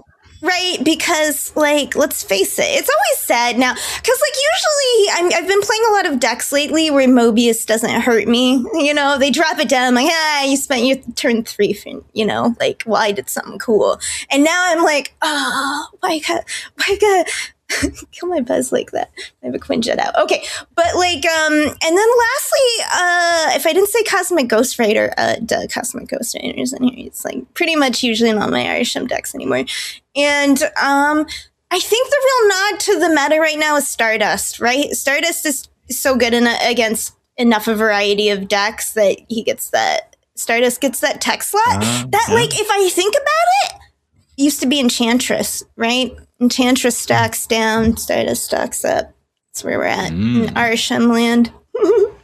So that was my week in Snap. I feel like it now is less snappy than I originally thought it would be, but I would like to. I thought that was blistering. I thought Okay. that was one of the snappiest weeks anyone's ever had. Oh, good. Okay. I don't know what, you know, time is. Okay, go ahead. I admire how much both of you play your own decks. I obviously play a lot of my own decks when I'm clip hunting, but when I'm climbing, like if I'm playing an event or if I'm climbing an infinite, I'm often net decking, and I don't think there's anything wrong with net decking, but deck building is a part of the game that I really love. And you know, sometimes inspiration strikes. Like I think last season I took an end of turn deck and made like 3 swaps, and that was enough to make it feel like mine, even if it was pretty meta still. I will mention something, Lauren, though. Part of it, I used to net deck a lot more because I would get lazy and I'd just be like, safety cooked up whatever I need. Yeah, right? And I would really just, oftentimes I would just grab whatever safety was playing I knew would get me to where I wanted to go fast. You know what I mean? If I'm trying to get if I really want to get an infinite ticket that season, if I really wanted to climb to infinite fast, safety deck. Here's what changed. I don't have a full enough collection anymore. You know what I mean? To play. You can't follow where safety leads. Yeah, I have fallen behind. You know, I am like, go on without me. My leg is broken. Put me down. Okay, no. So I don't want to be like all hype. I get a lot of joy out of playing my own decks, but I did want to point out that, like, you know, it's not all my hipster, you know, pretentiousness. I got you. Yeah. All right. Well, Ben, how was your week in Snap? And keep it snappy. Oh, golly. Well, in the interest of keeping it snappy, I'm starting the 5-minute timer. Ooh, yeah. Well, it was a pretty good week in Snap, even though, golly gosh, I sure did lose a lot of games with my friend Archangel. Are you going to tell us how bad it is? What? I already did. You have referenced many times how bad it hit you, and I was just wondering if you're going to tell us how bad. Oh, yeah. I went from like 94 to like 86. That's pretty rough. I was shedding those cubes. Ooh, baby.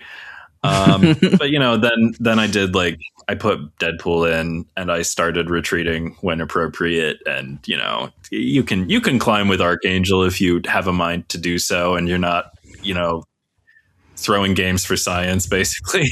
But other than that, I revisited 200 Bad Guys with Swords because, as I've mentioned, Morgan Le Fay is my official cool card to watch in 2026. And I'm already thinking forward to 300 Bad Guys with Swords. Also, fucking love Firelord. Cool card. Fun time. Firelord. But I've never played him in any other deck, so I can't really say what else you should be doing with him. Just play 200 Bad Guys with Swords. It'll be in the episode description. But I also had a great time playing my secret homework deck, which I can't tell you about yet. That deck, much better than the Archangel deck that I mentioned earlier. And I'm excited to get to that in secret homework. But you know what else happened in my weekend Snap? I rolled the 3rd credits in Mugenics. I bet there's one more. But the story seems to be done until the DLC. I'm pretty upfront about that. It will be continued in the DLC. Shocking things happened. I don't know, man. There's so much to say about Mugenics. That's a game with just so much going on. I'm still seeing abilities I hadn't seen before, still unlocking more stuff.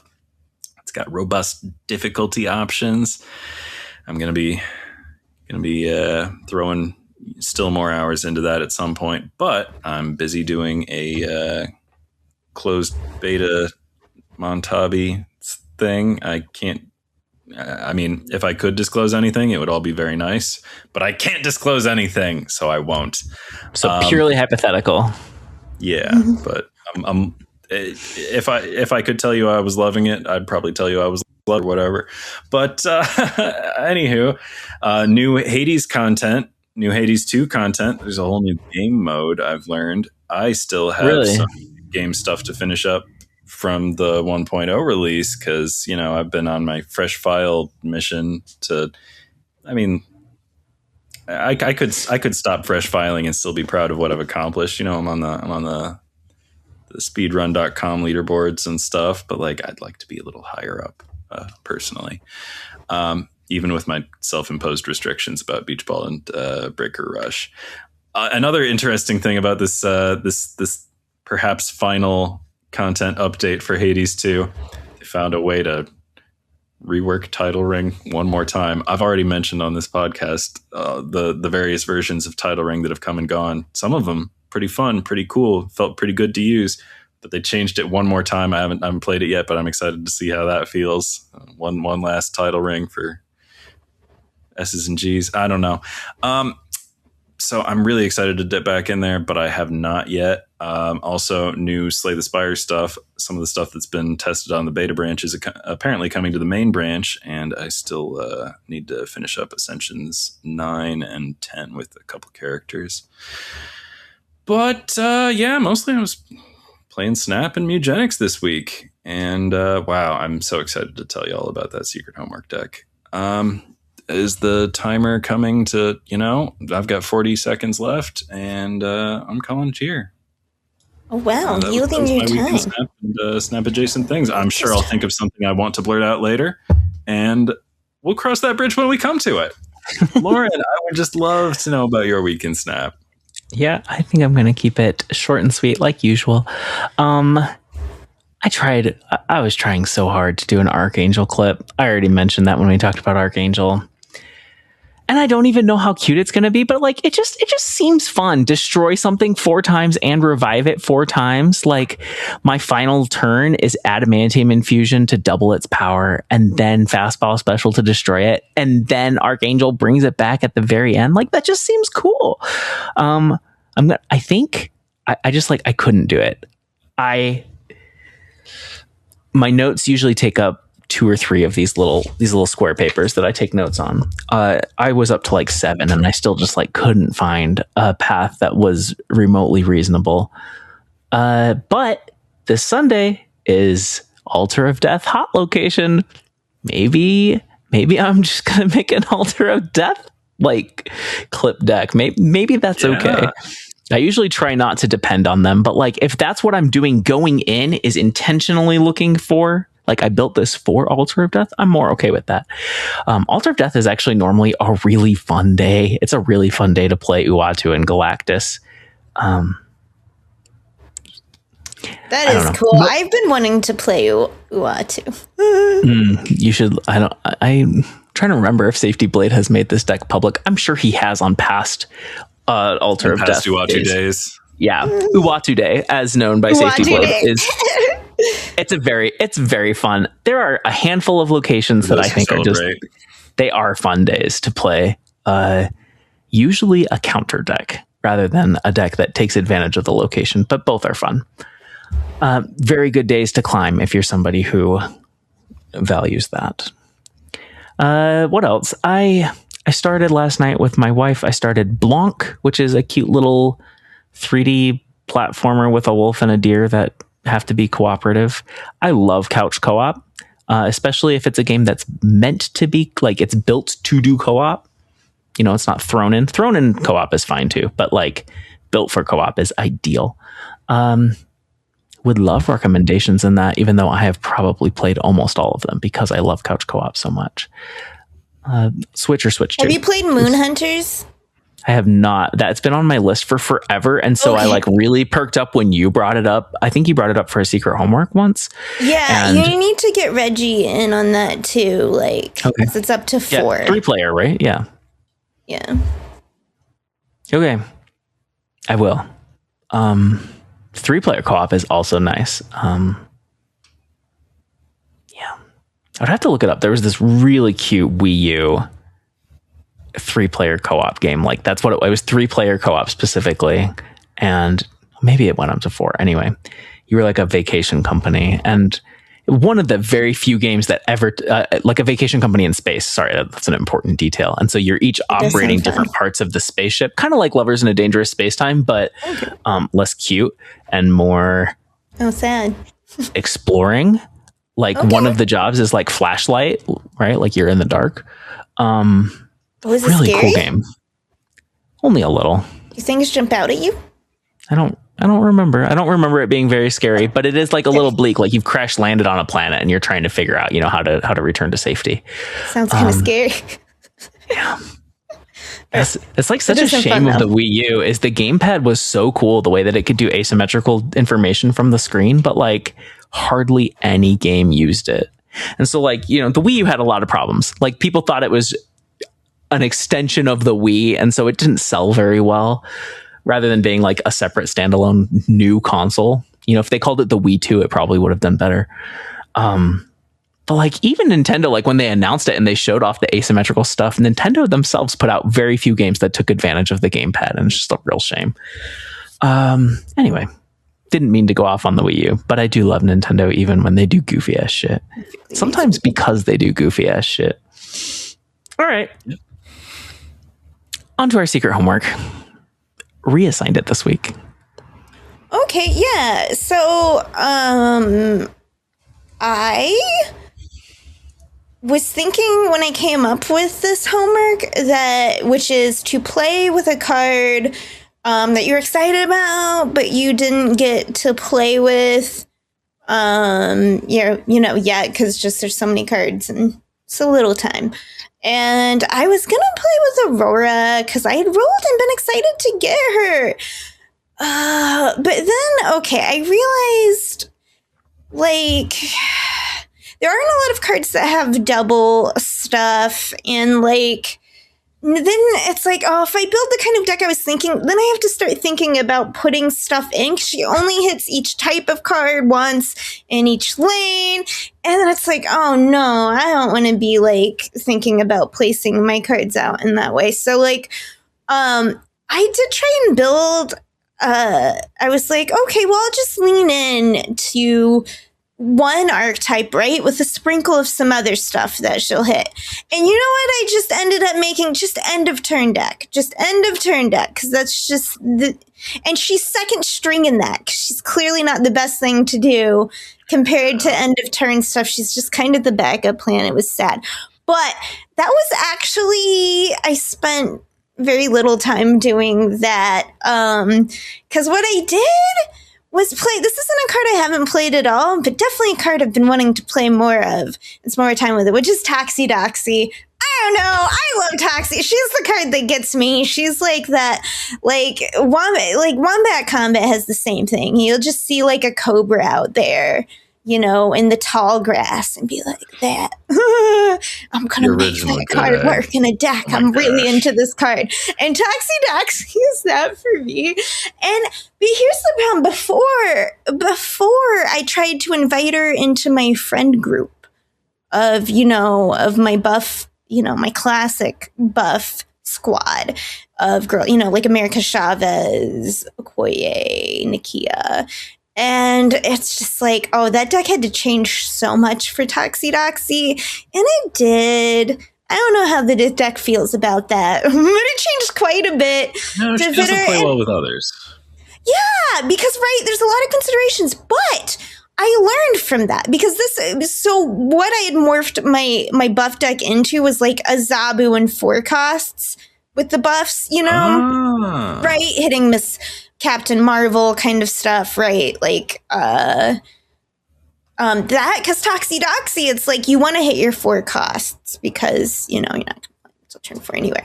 Especially the ones that you haven't discounted with Zabu, like the ones that are already in your hand. Those are primed to hit with Toxie. Right, and then, you know, but it's all kind of a mashup. Yeah. It all fits together. I like it. Yeah, it works really well. And honestly, like, that deck's still together. That's still my, like, classic, my party buffs deck. And, you know, it works when it does its thing. But what I've learned, I wanted to build something more around Toxie, a buff deck, because what I've learned about playing her is that it is a big problem if you've planned to hit 4, you went in with Zabu, you know, on 4 costs. And then you drew, but she's the card to play on 3. And now you're like, oh, but now I really have cards I don't want her to hit. And like, that's a feel. But then you do it anyway. I do it anyway because I gamble. And then she just, you know, she told me, like, I knew how she was feeling. So like, I don't know why I thought she would do what I wanted. But like, so anyway, so I'm like, okay, maybe we were wrong to look at the 4 costs. Maybe we go to 5 costs because then, right, 5 costs, you're definitely not playing that early in the game. You're not hitting it with Zabu. And you have 2 turns. If you did buff it, right, now it's a 4. You're still not playing it from 2 turns. If you play her on 3, you're still going to be able to play that in 5. And I combined that thought with the idea. I'm like, okay, I'm getting into 5 costs with her in buff deck. What if I can guarantee she doesn't hit my low cost cards and only hits the 5 cost cards? Because the low cost cards aren't characters. I really need to put Merlin in this deck, but no, I thought about it and I decided it wasn't worth it. Okay. You probably had your reasons. Yes. What is in the deck that gives me multiple is Agamotto. Infinity Ultron, although you're playing that late. But it's just like, okay, because you have these extra cards, right? Like when she hits, she's definitely just hitting characters in your hand, and you can still play the Winds of Watum and whatever nonsense. So that was the idea behind this deck. When it works, it works. It's different. It's interesting. Okay, here's what I already mentioned: Agamotto and Infinity Ultron. Here's what I wanted to mess around. Okay, I won't lie. This was about Toxie, but bonus, I'd always meant to work more with Fallen One, and I really hadn't. So, Fallen One is here because, like, you know, It's just great to have extra energy for the last turn. Yeah, payoffs if you get a couple buffs on him. Right. Black Panther, I mean, you got because the stuff to spend on. Yeah. Black Panther is here because he's the, like, I feel like if you're just going for reliable power from buffing it, like, that's Black Panther, right? Like, and I've got Viv and Gwenpool in here as backup buffers. Because Jeff goes with Toxie. Like, I feel like if you're playing Toxie, you just gotta play Jeff. Because Jeff goes where he wants. I just love that combo. Like, I've headcanoned that, like Jeff and Toxie are friends now. Instead of Gwenpool. Okay. You know, like the meme where it's like friendship with Gwenpool over, friends now with Toxie. Yes. Okay. I do not. They're both here, to be honest. This is kind of awkward to me. Okay. But like Surge is just still a great card. She does the other, like, but like you can see what she's good. It's not hard. Quinjet. This is the card I've thought about changing, but it is so good if those Infinity Ultron stones are 1 cost and you can play with another 5 costs that didn't get reduced or anything like that. And it works on all your Agamotto spells. And people snap you when they take it out because they think you're like super reliant on it for some reason. Yeah. And you're like, nah, that's just the icing. I have a whole cake underneath. And then Majestic Wingbee is another card. This deck is full of just cards I wanted to play more with. I've got so many 5 costs. Finally, a great time to play Majestic Wingbeat. I almost put in Joaquin Torres instead of Quinjet, but I'm like, come on now, be reasonable. Okay, Deafening Chord, because if I don't have more tech, which Agamotto gives me some tech, but it also with end of turn, you gotta ruin it early before it gets all set up. Okay. And I've called it toxic telekinesis, but originally it was that's toxic telekinesis, Kyle. So I know I've already referenced Wonder Boy before, but not necessary. Okay. Oh, that's a cool deck. Yeah. So I actually spent a decent amount of time stuck this week, so that's why I went on that link with it. What'd you do, Hold on. Lauren? It's really cool. Okay, I'm curious if I know you like Agamotto. I'm curious if you've played it without Agamotto. No. No. Okay. I think that's the one piece that I'm like, yeah, but I don't know. I feel like I do not Agamotto, like. I'm not brave rest enough of the for deck that level makes of sense. deck thickening. I understand that. I also never play Agamotto for that very reason. But like, I approve of it for your and also I was like looking at that deck, and you are so right to not have Merlin in there. You don't have the targets for polymorph and once in future. That's not what Right? we're Yeah, exactly. I knew I'd consider as soon as I said it. I was like, oh yeah, I did consider Merlin, obviously, and looked at the spells and was like, no. You made very much the right call. Yeah, looks super cool and fun. Yeah, that is a fun looking deck. I am going to try it.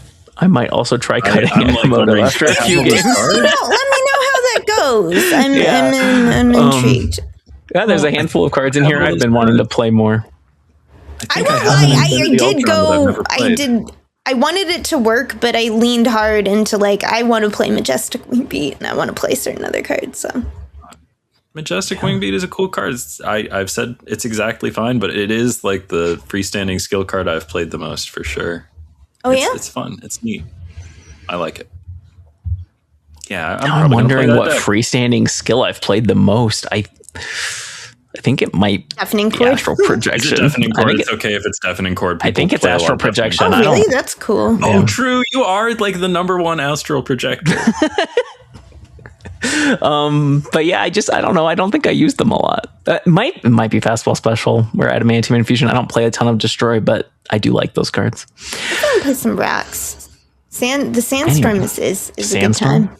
I mostly was getting it in Arisham though, and I'm just like, They have no idea on turn 5 I'm gonna get like 2/1 enormous racks.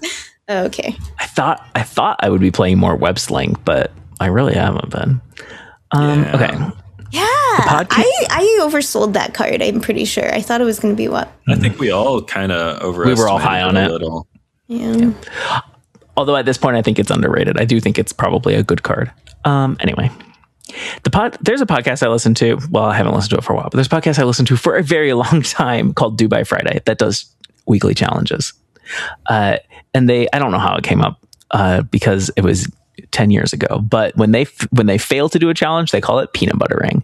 And I think this was really close to being the first time I peanut buttered on Secret Homework. I tried to make Elixir work. For the third time in this podcast, I'm going to briefly talk about my Archangel combo deck. The thing that I really think is cool with Elixir is because Elixir revives a card that was destroyed last turn, right? He can also revive a card that was destroyed this turn if it was destroyed last turn. Whoa, what? Yeah, please explain. He only cares that it was destroyed last turn. But it doesn't matter if it was destroyed, like... So you mean if it was rezzed again and then destroyed again? And rekilled it, but it's still on the list of cards that were destroyed last turn. Exactly. And so it's a really cool thing to do with Elixir, although obviously kind of expensive, right? Like maybe you do need a Star-Lord or something like that to support this. And so that was part of the vision, is like, ooh, how can I do cute? But I was struggling so hard with that deck. It was not vibing with me. I pushed it off for another day. And I was like, well, I didn't find time to do the homework. But it turns out there was a deck that I played a ton this week that met the criteria for the homework by accident. So I will talk about it briefly. Dragon of the Moon is a card that passed me by. I thought it was bad at first, and so I wasn't super interested in it. But, yeah, right. But then it got buffed, and I think it became a real card at that point, but I have played it almost not at all. And I took an end of turn deck to my first million bubs in Diner, but then I was getting tired of waiting 90 plus seconds for all the animations to play out. So I was like, I need a deck that's faster, even if it's not quite as good. And I believe I got this from Untapped, but I honestly don't know where I got it from. But it's a Ronin deck, and it's been doing very well. Not quite as good as End of Turn, but considering how much faster the animations are, I'm probably getting more nachos per minute. And it's a hybrid of Ronin and Rock, so Ozymandias is here too. I'm mixed on the rocks. I don't know how important they are. Things like Rhino and Debris, like they do put out a good chunk of power when Ozymandias is out too, right? Like Debris is Debris plus Ozymandias is what, 314 and a 5/9? Like that's not bad.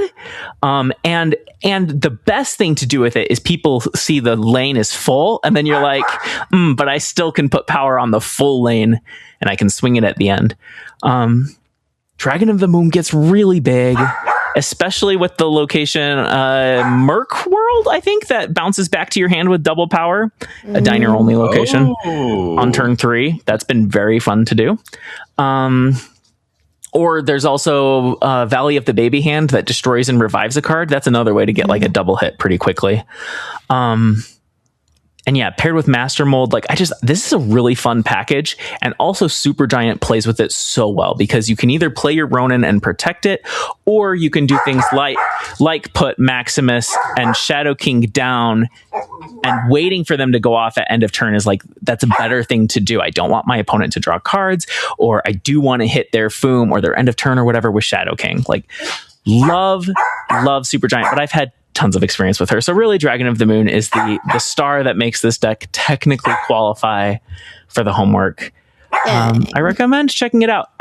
There's some things where I feel like there's probably another hybrid besides Rocks that might be better with Ronin, but it's still fun, and it puts out a lot of prio quickly.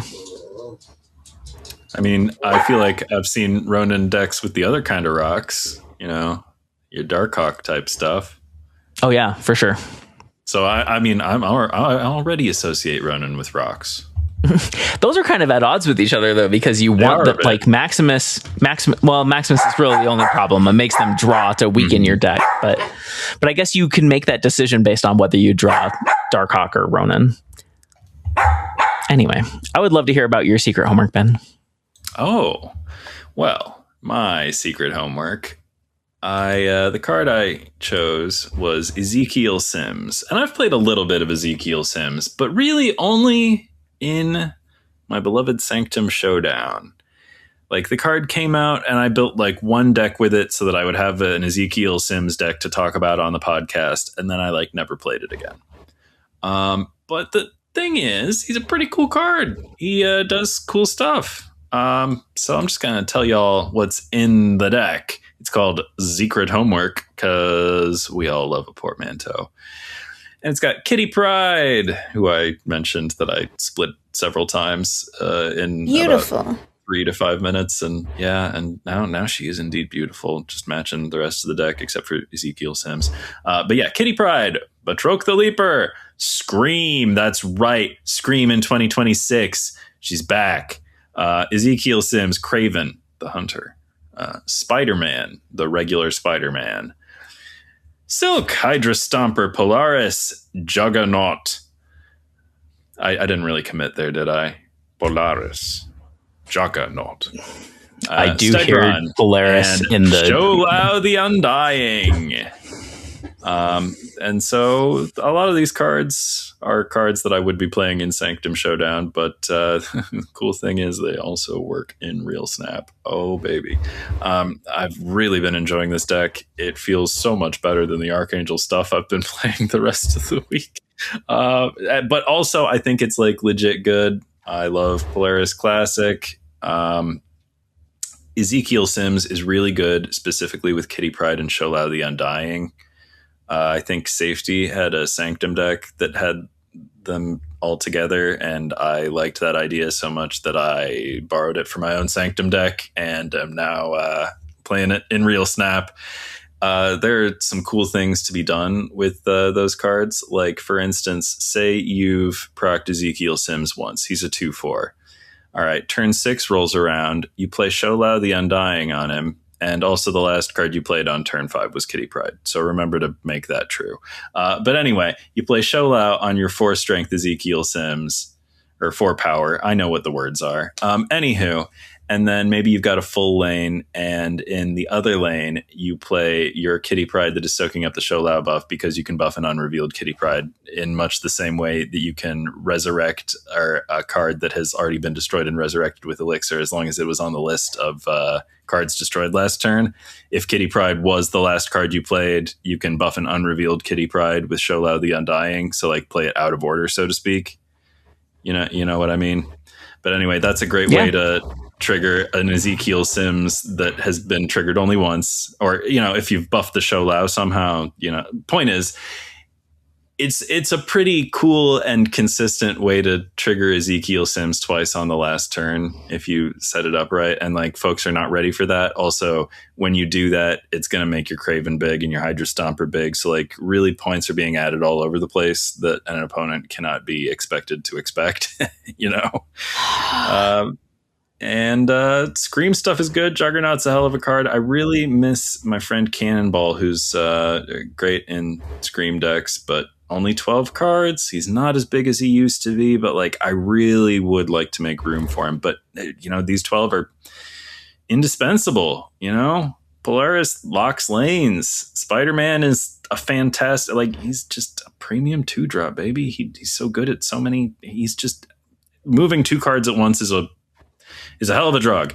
I highly recommend this deck. I mean, I try to mostly bring to Secret Homework decks that are, playable and good, but like this one is especially playable and good. I would play this one if I were you. I'm having a lot of fun with it. I'm going to keep playing it. It feels really good. It's juicy, and I've missed playing Scream. I haven't played her in a while. And she still does the thing. I really enjoyed seeing this deck from you because occasionally there are places where you and I get close on our decks, like mildly, like sometimes with Surfer or it's with like Hydra Stomp or Silk nonsense, but then we take it. It's like interesting the different directions you take it, because I have a very similar deck. I like mentioned last week or something and forgot. Magic Dragon, because I also was like playing with Ezekiel Sims, and that's where I put it. But I took out the Scream pack, all the Scream cards you have in, and Kitty Pryde, and I have in a Nicholas Scratch Merlin Werewolf package with Prowler and like nonsense. Oh, I guess I used to have Drax in here. But no, that's probably what I took out for Ezekiel.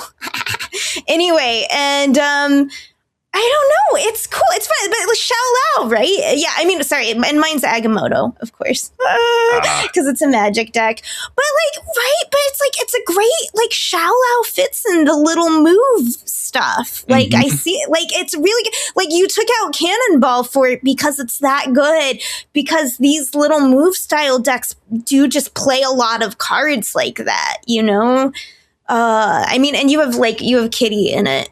I like yours because I wanted Kitty in mine, and I ended up having to take out her in Lockheed because it was too much with all the other nonsense. Lockheed seems like a little. It's a struggle to get Lockheed in some things when you're trying to like. Poor guy. Yeah, especially if you're trying to move. But yeah, no, move with Shao Lao. I had also, my own fun with it. As problematic as Shao Lao is, I do like that, like, even in this world with fucking Sunlord and, you know, Strife Foom and just like big stuff, Shao Lao does kind of let other decks sort of penetrate in a way that maybe would be harder without that extra, you know, oomph. So yeah, I mean, Shao Lao is still the villain. Nerf Shao Lao, but like, yeah, it is cool that Shao Lao can like bring in some plus ones or plus however many's. Yeah, there's more flavors of Shao Lao than there are. Well, there's a decent amount of flavors of Star-Lord too. Strife, maybe less so. Star-Lord is still a menace, honestly. I don't know. All the flavors of Star-Lord. I pull up a big Star-Lord, and I don't know what's coming. I have no idea because I haven't seen cards from them yet. Yeah, it's a problem. Except for Nebula, usually. Yeah, I wish they would hit these cards. Shao Lao being a terror at like the top of the meta, which is, it doesn't affect me. I see hardly any Shao Lao where I play the game, but it does affect me in that like a lot of content creators are top of the meta and they're exhausted by having 4 months of straight Shao Lao. And I wish for that reason Second Dinner was a little bit faster about addressing the top of the meta. It's nice when you don't have to chain yourself to playing the very best like meta decks and cards. Absolutely. Because you're like trying to stay top. Yeah. Yeah, I mean, it's different for everybody, right? Everybody gets different things out of the game, what's fun for them. But like for me, I've had such a better experience with Snap since kind of intentionally moving away from competitive into silliness. Anyway, Ben, you got new homework for us?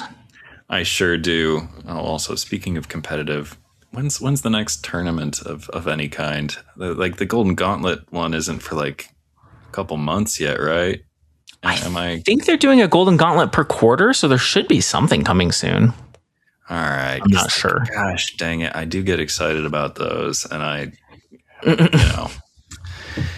regular Snap is fine and everything, but I don't know. Anywho, that's just where I like to be competitive. I don't like to stress myself on the ladder so much as we've learned today. I'm fine with taking the whole thing. I'll burn it all down. But secret homework. It's the one you've been waiting for. Ooh. If you're certain people in our audience, we're gonna watch the first 2 episodes of Avatar: The Last Airbender. We've been threatening to do something like this for months, but I've heard great things. I saw the first 3 episodes of The Legend of Korra, and I thought, what a charming show. And then I never watched any more. And I think I watched the live action Avatar: The Last Airbender, not the M. Night Shyamalan one, but the Netflix series. And I found it pretty forgettable, but inoffensive. But I've been told that's not the real Avatar. None of these are the real Avatar. Only the original cartoon. I dismissed it at the time because I was a teenager and I was like, I know about real anime. I don't have time for this. And I don't know. I'm more enlightened now, more open-minded, and I think it's a great time to let the little bald child into my heart. So that's what we're doing. It is a very special show, so I'm excited for you to start your journey on it. Ditto any listeners who, if you can tolerate cartoons and you haven't seen it, this is one of the best. Let's jump in together. It'll be fun. I've heard great things. I like good stuff. You like good stuff. I am not worried at all about you liking it. I'm sure you will. Okay. Well, listeners, viewers, if you liked what you heard and you haven't already, please like and subscribe on YouTube. We're trying to hit 500 subscribers arbitrarily. We're getting pretty close to 400. You can also rate and review iTunes, Spotify, leave a comment on YouTube or Spotify, or come hang out with us on Discord in the Speakeasy. It's our little corner of the Snap Judgments Network Discord. The show notes or video description will have instructions on how to get there. We're part of the Snap Judgments Network, where you can listen to other great shows like Snap Judgments, the titular Grand Pod from Pulse Glazer and Nick Degree Geek every Saturday. Got all the game updates, all the card reviews, all the card rankings you could ever want. And I don't know, you want to see what we think about Avatar or Polaris? Tune in next week. Same Snap time, same Snap channel. Hell yeah. So what's up? Now that we're on the other side of the guitars. I feel like I went on really long last time, so someone else should have a go. But I do like hearing about Final Fantasy 14 and your adventures therein. Oh my gosh, that was so interesting. That was yeah. It's another world I don't know about. Another one of those.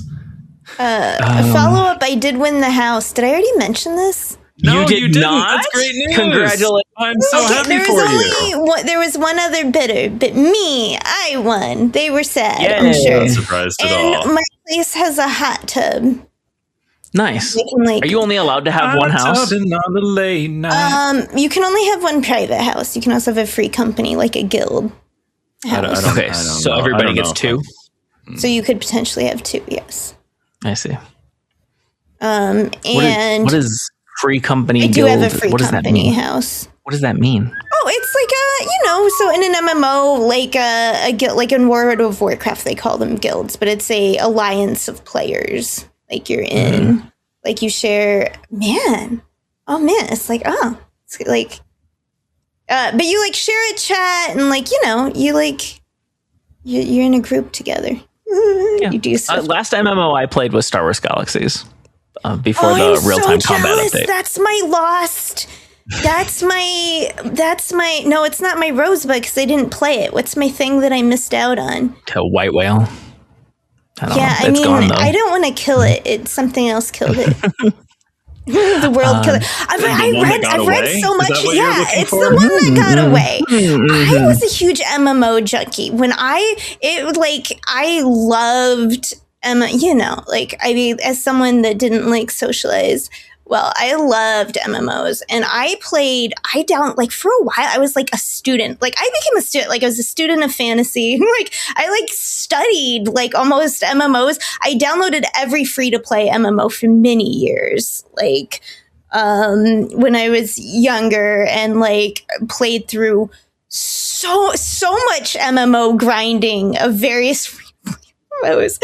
And so I actually have a real I'm just really interested in MMOs and their design and stories about them. Passion for the genre. And Star Wars Galaxies is the one that has all these epic stories about it and this that I never got to touch. And I love Star Wars. So it's the combination of interest for me.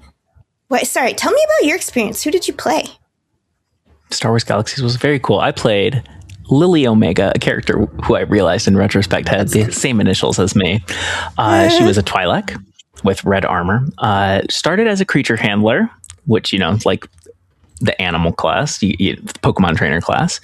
I think eventually I went to bounty hunter. Eventually, that was just like creature handler wasn't very strong. Very cool having like red Boba Fett armor. And I was a doctor, and I can't remember if that was a class or like a job. Like, could I be a doctor bounty hunter? You could have jobs. Like, you could be like you could like dance for money or like stuff like that. It was just, that's why it was so fascinating. They had this whole, okay, sorry, go ahead. And you had to go through like all the jobs and all the classes to become a Jedi. And that was like arguably one of the good things about the big update that killed the game was they made it so that like you could just be a Jedi, right? And that's what people want to do. They want to be Jedis. They want lightsabers. But originally wasn't like a super random thing. Like you had to just kind of rarely. I think they even changed it. I feel like originally I had read it was like basically like super rare to become a... Yeah, they made it incredibly difficult to do. There were random things involved. You had to follow like holocrons and master every job in I think in a random order. I could even be thinking of different Star Wars. But I did have a friend who did it, and he ended up selling his Jedi account for like, I don't know, hundreds of dollars. Wow. Because of how much work went into it. But yeah, I couldn't play very much because I was on 56K still at the time. So like it was always exciting when you could do sleepovers and go play at somebody's house who actually had like that's funny. Yeah. But sometimes the internet would work good enough to play on dial-up. It wasn't great, and it didn't have a super great computer, but it was still so fun being in a universe that I loved and teaming up with friends. I really do think that like I totally would have fallen into MMOs if I had the computer and the internet to back it up. The other one I played, and I'm wondering if either of you played it, City of Heroes and City of Villains. I played that one a bunch. That was really fun. I did not play those games, but if you got those games, the deluxe editions or whatever, they came with some very powerful HeroClix figures. Oh. Yeah. So I'm familiar with some of the characters. Yeah. Not all of them were very powerful, but there were a couple that were like tournament staples. Very, very strong HeroClix figures.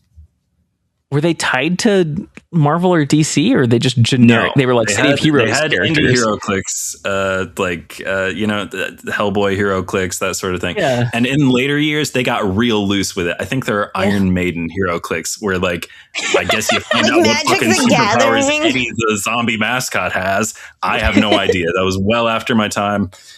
I think. Oh my gosh, Ben! Is there a Looney Tunes Magic the Gathering set? Like I don't even know if I just made that up and it's real because it feels like it probably is real. Yeah, that's what they do nowadays. They just Fortnite it out. Everything just. But I've got one thing that So Lauren, you were mentioning this red Boba Fett armor. I have this habit of recording weird advertisements that I hear on podcasts. I have an old phone that I hold up to my new phone, and I just record fucking bonkers ads. That's amazing. There's this bonkers. They were doing these bonkers advertisements for new like Lego Star Wars stuff, and it's clearly targeting dads, and they're like, oh, also they don't call the starship the slave one anymore because it's not like politically correct or whatever, understandable. Sure. But they're like, build Jango Fett's starship, and like do it with your son. You'll be just like Jango and Boba. And I'm like, that's the most fucked up thing I've ever heard. I don't know if like I would play it right now. Is it legal to play advertisements on our podcast? Yeah. All right, y'all can hear it though. No, well, surely not. But let me see. What did I save it as? Probably like fucking bonkers. Oh man, this is where are my files? Maybe is that how I would listen to it? Cheesy riveting podcasting here. I'll tell you about my City of Heroes and Villains characters too. While Ben's doing his thing. In City of Heroes, I played an ice lady whose transportation ability, because there were a bunch of different transportation abilities, hers was jumping. City of Heroes and City of Villains had really good character customization for the era. You could simulate pretty much any hero, like from the comic books that you wanted to. But yeah, had a lady with ice powers. And then in villains, I played a dude who made like plant zombie minions. That was fun. All right, so I've got 3 Lego ads. They're called fucking bonkers Lego ad, Star Wars Lego ad, and Lego ad. I mean, I think they were all fucking bonkers, and that's why I recorded them. But let's go with that one. What a funny habit. Well, I mean, I'm just interested in interesting things. Yeah. I can't. Anything better than Lego and Star Wars? I don't think so. Kids will love becoming a part of the galactic action while playing out their favorite adventures, like with Jango Fett Starship. I mean, this Lego set is fantastic. It features a detailed recreation of Jango Fett Starship with 4 stud shooters, a seismic charge dropping function, and wings that rotate with gravity. Plus, it has 3 minifigures: Jango Fett with 2 blasters and a jetpack, young Boba Fett, and Llama Suit. Perfect for endless play. Now, for the big fans, there's Jango Fett's Fire Spray class starship from the Ultimate Collector series. Packed with details and surprises for fans, this large-scale set is perfect for anyone hunting for a mindful building escape. Plus, you end up with a fantastic display piece. You can build this while your little ones build the kid set. You'll be like Jango and Boba building an adventure. Shop now for Star Wars Lego sets on Lego.com or in Lego retail stores. Is that AI written? Like, what is Yeah, it? it seems like, that way. There's an I mean in there that has like no reason. Like it's like supposed to sound natural, but like no. And the other thing that makes me think it's probably AI written is that they're like, I have 3 recordings of different Lego ads that are almost the same. That they're like very similar, but like in one of them, he says the thing about a mindful building experience, but like he's like cute about it. He's like, a mindful building experience, like, and he says like some Jedi So, like, shit they're about it. hitting the bullets that Lego asked them to hit. Yeah, they're just like, and they all sound these bonkers. toys are good for your kids. Just like pizza's a vegetable. Well, I mean, okay, Legos to be fair but I just Lego mean the is general actually a nature good of toy. advertisement. Yeah, I was like, well, I won't besmirch Lego, but Yeah, I'm down with the blocks.